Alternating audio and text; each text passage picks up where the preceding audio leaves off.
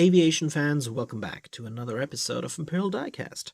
And in this video, I'm going to be reviewing, for the first time on my channel, the Airbus A340.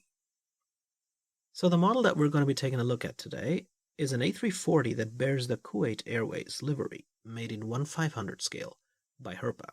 As you can see, it says Kuwait Airways here both in English and in Arabic.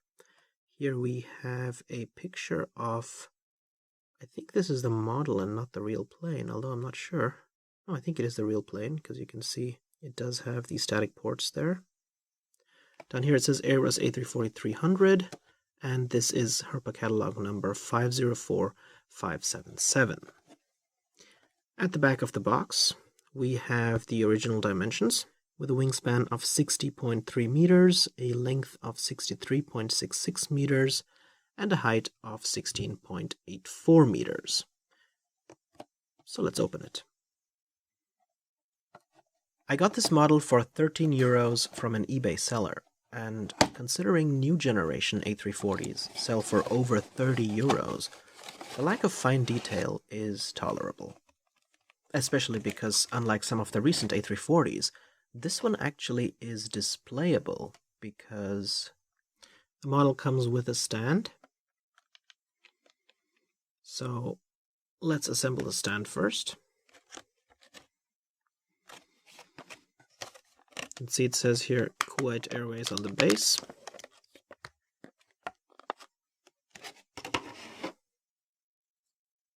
Should be pretty easy to assemble this.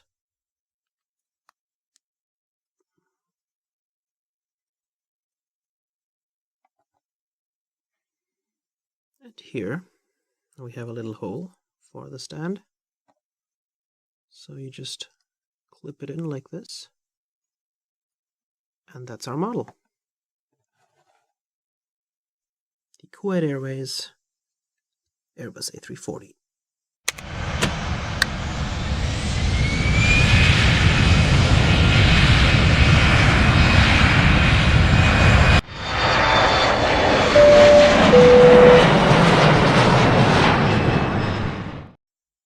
Airbus entered the commercial airliner market in the mid-70s with an ambitious and expensive project that had almost bankrupted them, but ended up becoming a huge success, namely the A300 twinjet, as it was the first widebody of its time that managed to fly with as little as 2 engines, while carrying almost the same amount of people as the trijets.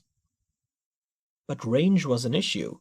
And so during the 1980s, Airbus decided to design a second plane that, with a range of around 13,000 kilometers, or double the range of the A300, could tackle the long-haul market that at the time was still governed by strict ETOPS regulations, forbidding twinjets from flying over large bodies of water with no airports to land in case of an emergency.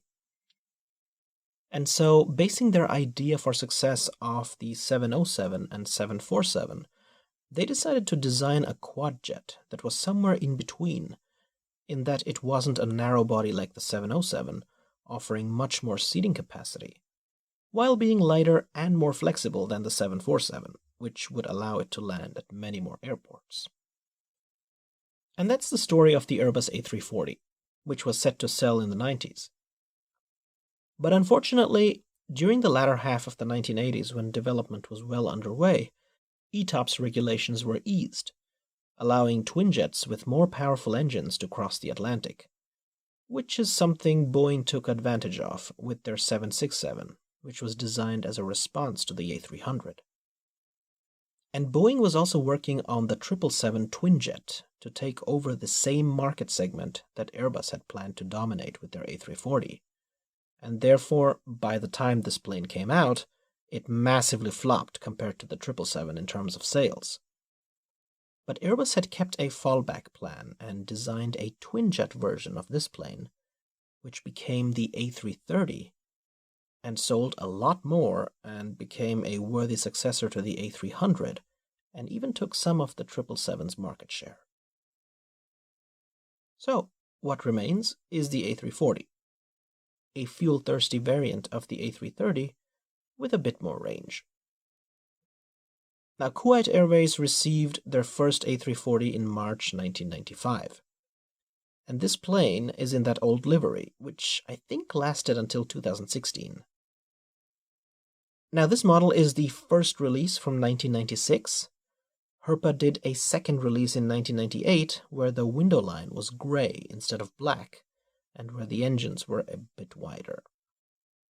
So we'll begin our review by taking a look at the L1 door off the port side of the fuselage. And you can see that we have here a simple door with, I think, a small porthole. Up here it says Kuwait Airways in black letters. And down here we have the window line. And below it we have two trims. And then here it says Kuwait Airways in Arabic, L2 door, L3, the L4 door, and we have the aircraft type specification down there saying A340-300. And then up here we have the vertical stabilizer saying Kuwait Airways with the airline logo.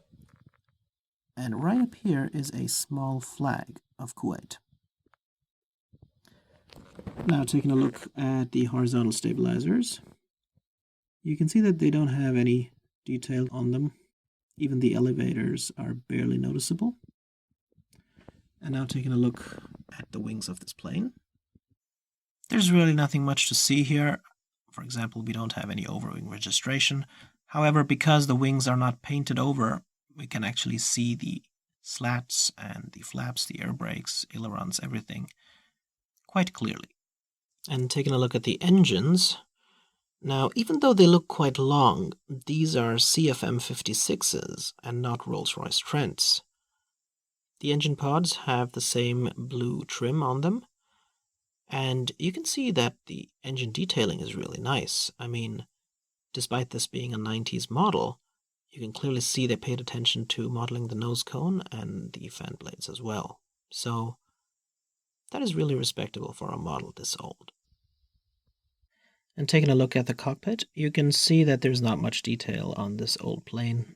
For example, we do not have any cockpit window frames or window wipers, but I think that the black paint does make it look a little more realistic than gray would. Don't you think? Overall, the A340 still looks iconic. And here's a look at the other side of the plane. Unfortunately, we do not have any cargo doors on this one. And also no registration, because that's how old this model is. It's got the clunky landing gear of the 90s.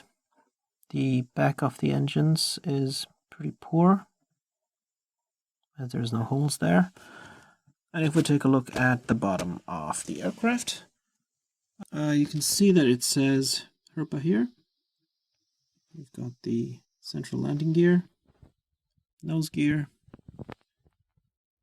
trailing edge fairings, and that's about it. As for the comparison, I thought why not compare it to its predecessor, the A300. And you can see that the A340 is a bigger plane in every conceivable manner. Not only does it have twice the number of engines, but the fuselage is also longer, and the wingspan is also wider. I believe even the elevators are broader. So I hope you guys liked my review of the 1/500 scale Airbus A340 in the Kuwait Airways livery by Herpa. If you're interested in more planes, make sure to check out some of my other plane reviews here. And as always, take care, have a wonderful day, and this is Imperial Diecast, signing out.